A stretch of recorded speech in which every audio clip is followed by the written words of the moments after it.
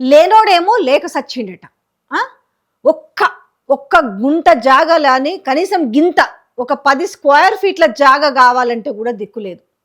ఇవాళ పరిస్థితులు అట్లున్నాయి, లేనోడు పరిస్థితి. కానీ ఇవాళ మాత్రము ఈ మంత్రి పదవిని అడ్డు పెట్టుకొని వాళ్ళ అనుచరులైతేంది, వాళ్ళ కొడుకులైతేంది, వాళ్ళ ఓఎస్డీలు అయితేంది ఎంత ఘోరంగా తెగబడ్డారన్న విషయాన్ని మనం చూస్తూనే ఉన్నాం. ఇక తీరికగా మనకి ఇంకో విషయం బయటకు వచ్చింది ఏంటంటే, భూ కబ్జాలకు తెగబడ్డ మంత్రి బాంబులేటి కొడుకు. ఏం చేసుకుంటారు నిజంగా? ఒకసారి వింటుంటే ఈ వార్తలు మీకు కూడా అనిపిస్తుంటది కదా, ఎంతటికి తీరదా వీళ్ళ భూదాహం అనేసి. కొడుకులు ఇట్లా చూసుకుంటే తమ కొడుకులు, మనవళ్ళు, ముని మనవళ్ళు, ఆ ముని మనవళ్ళు, ఆ ముని మనవళ్ళు తరతరాలకు సరిపోయేలాగా కబ్జాలకు తెగబడుతున్నారు. భూదందాలు, భూ స్కామ్లు, ఎవ్వరు అతిథులు కారు. ముఖ్యమంత్రి నుంచి మొదలు పెడితే ఈరోజు మంత్రులు, ఎమ్మెల్యేలు, కార్పొరేషన్స్, చిన్న చితక స్థాయి లీడర్ల నుంచి అధికారాన్ని అడ్డు పెట్టుకొని చేస్తున్న దౌర్భాగ్యాలు అంతా ఇంత కాదు. ఇక ఏకంగా కొత్తేముందని మీరు అనుకోవచ్చు. ఈ వార్తలు విని విని విని విని వీళ్ళు ఇంతేలే అని మాకు విసుగొచ్చింది అనుకుంటారు కదా.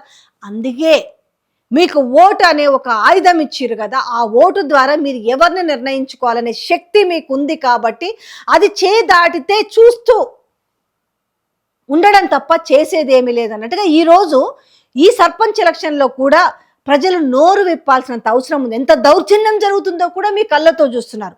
సరే, ఈయన గురించి ఒకసారి చెప్దాం. ఈ మహానుభావుడు గురించి చెప్దామా? 70 మందికి పైగా బౌన్సర్లతో గండిపేటలో 3 ఎకరాల స్థలం ప్రహరీ గోడ కూల్చివేత. వీళ్ళకి కూడా అటే ఉందనుకుంటా. వీళ్ళ ఫామ్ హౌస్ కూడా ఈ బాంబులైట్కి సంబంధించిన ఫామ్ హౌస్, నేను అందులో అది గ్రౌండ్ రిపోర్ట్ కూడా చేసిన. హిమాయత్ సాగర్ ఆ గండిపేట నీళ్ళకు ఆనుకునే ఆల్మోస్ట్ సగం బడ అందులోనే కూడా ఉంటుందో తెలియదు ఆ ఫామ్ హౌస్లో. సో ఇప్పుడు దానికి సంబంధించిన నియర్ బైలోనే ఇక ఈ 3 ఎకరాల స్థలం ప్రహరీ గోడ 70 మంది బౌన్సర్లను తీసుకొని పోయాట, కూలగొట్టిండట. అడ్డొచ్చిన యాజమానిపై మూకుమ్మడి దాడి, పోలీసులకు ఫిర్యాదు చేసిన యాజమాని బౌన్సర్లను అరెస్ట్ చేసి మంత్రి కొడుకుపై కేసుకు సిద్ధమైన ఒక పోలీసు ఉన్నతాధికారి. నిజంగా ఇది ఎంతవరకు వస్తుందో చూద్దాం.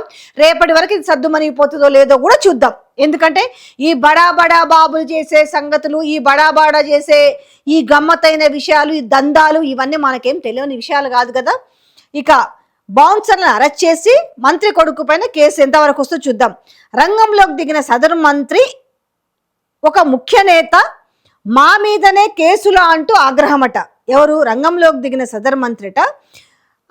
సదరు మంత్రి ఒక ముఖ్య నేత మా మీదనే కేసులు అంటే, మంది జాగలు ఎట్టనే గుంజుకొస్తుంటే పాపం చూసుకోకుండా, అంటే ఉన్నది ఎవరి జాగలన్నా దోసుకోండి, తీసుకురండి, తన్నండి, వాళ్ళని అవసరమైతే సంపండి అన్నట్టుగా చూస్తూ ఊరుకుంటాం. ఆ పైన కేసుల ప్రైవేటు వ్యవహారంలో పోలీసులు ఏంటని ఉన్నతాధికారిపై వేటుకు సిద్ధమైన ముఖ్య నేత. పోలీసులపై చర్యలు తీసుకుంటే మొదటికే మోసం వస్తుందని భావించిన సదరు మంత్రి ఈ వ్యవహారం బయటికి పొక్కితే ప్రతిపక్షం తగులుకుంటుందని వేటుపై వెనకడుగు. తెలంగాణ నెంబర్ 2 మంత్రి కొడుకు వ్యవహార శైలితో విసిగిపోయిన కాంగ్రెస్ పార్టీ పెద్దలు. ఇందులో వాళ్ళే ముందు నెంబర్ 2 అదే చేస్తారు, నెంబర్ 1 అదే. మనం టాప్ 10 ఒక సిరీస్ పెట్టుకుందామా, 1 నుంచి మొదలెడితే 10 దాకా అదే జరుగుతుంది. మీకు ఇంతో ముందు ఒక సామెత చెప్పిన, ఎక్కడైనా కూడా వర్తిస్తుంది ఈ సామెత. ఆవు చేలో మేస్తే దూడ గట్ట మేస్తుంది అన్నట్టుగానే ఉంది ఈ వ్యవహారం అంతా. కొత్త ఏముంది? ఇప్పుడు రాష్ట్రంలో ఉన్న ఏ ప్రాంతంలో ఎమ్మెల్యేలు జాగలిసి పెడతలేరు. మ్యాక్సిమం భూదందాలే. ఎవరి స్థాయికి తగ్గట్టు వాళ్ళు చేస్తున్న మూమెంట్. ఇక నెంబర్ 2 అనుకున్నటోడు ఇంకెట్లుంటాడు? ఇంకా బాజాబ్తా పేరు రాస్తే అయిపోతుంది కదా. ఇంకా ఆ నెంబర్ 2 ఎవరు? ఇప్పుడు బాంబులేట్ అనే పేరు ఎవరికి ఉంది? పొంగులేటి శ్రీనివాస్ రెడ్డికే కదా ఉంది. నేనే చెప్తున్నా బాజాబ్తా పేరు. ఏమున్నవి సరిపోవా? ఆల్రెడీ బఫర్ జోన్లలో ఎఫ్టీఎల్లోనే ఎకరాలు కొన్నదెంతనో, ఆక్రమించిందెంతనో, లాక్కుందెంతనో, మొత్తానికి అన్ని మొత్తం కబ్జాలు చేసి ఫామ్ హౌస్లు కట్టిరు. అది మేము సిరీస్ల వైజ్గా మీకు బయటకు తీసుకొచ్చి చెప్పినాం. ఎవడికి వాడే సందట్లో సడేమియాలాగా తయారైంది అలా వ్యవహారం. ఎవడికి వాడే. ఇవాళ ఆ కేఎస్ఎల్ఆర్ కంపెనీ ఏదో ఉంది, దానికట ఆఖరికి అక్టోబర్లో ఎంత దరిద్రం అంటే 15 లక్షల కోసం వాళ్ళు లోన్ తీసుకున్నారట అప్పు కావాలని. కానీ ఆ కంపెనీకి, దివాళా తీసిన కంపెనీకి మాత్రం ఈ 2 నెలల్లో 6,000 కోట్ల పెట్టుబడులు పెడతారట. ఎట్లిస్తారు వాళ్ళకి కాంట్రాక్టులు? 6,000 కోట్ల పెట్టుబడులకు సంబంధించిన కాంట్రాక్టులు ఎక్కడ? ఇంకా ఆల్రెడీ ఏమైంది? ఇప్పుడు దేశంలోనే అతిపెద్ద స్కామ్ ఈ హిల్ట్ పే పాలసీ. మళ్ళీ మీదికెళ్ళి ఏంటి తెలుసా? అసలు ఇది ఎట్లా బయటకు వచ్చింది, ఎవరు తీసిర్రు, ఎవరికి చెప్పిర్రు, ఎవరొచ్చి కేటీఆర్ చెప్పిండ్రు. చేస్తున్నది మనం దొంగతనము, దాన్ని బయట పెట్టినందుకు తప్పంటే ఈరోజు ఆ బయట పెట్టిన వాళ్ళకంట ఎవరైతే పలానా దొంగోడు వచ్చిండు దొంగతనం చేస్తున్నాడు చెప్పిండు కదా, దొంగతనం చేసినాడు మంచోడే ఈరోజు. కానీ అరే భయ్ నువ్వు దొంగతనం చేస్తున్నావని చెప్పినంది తప్పు, దొంగతనం చెయ్యబోతున్నాడని చెప్పే వ్యక్తి తప్పు. అట్లుంది వీళ్ళ వ్యవహారం అన్నట్టు. ఎక్కడ సరిపోతుంది? ఒక వ్యక్తికి సంబంధించిన ఆస్తికి సంబంధించి 70-80 మంది బౌన్సర్లను తీసుకుపోయి, అంటే అధికారం ఉందన్న మదమే కదా, డబ్బు ఉందన్న మదమే కదా. ఇవాళ ఒక మంత్రి కొడుకు కాబట్టే కదా. అదే మామూలుడు చేయగలుగుతాడా?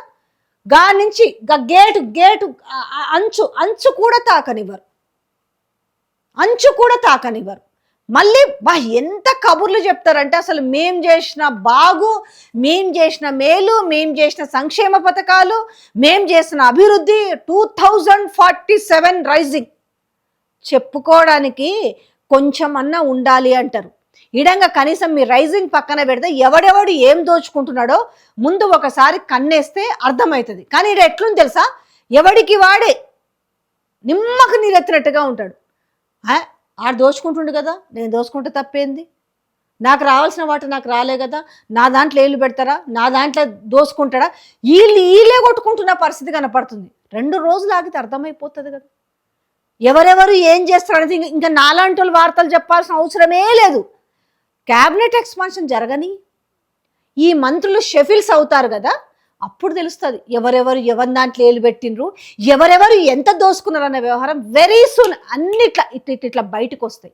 పెద్ద టైం ఏం పట్టదు, వాళ్ళ నోర్లతోటి వాళ్ళే చెప్తారు. ఈరోజు ఎవరో చెప్పిరు ఈ హిల్ట్ పీ పాలసీ గురించి మాట్లాడుతారు కదా, రేపు వాళ్ళే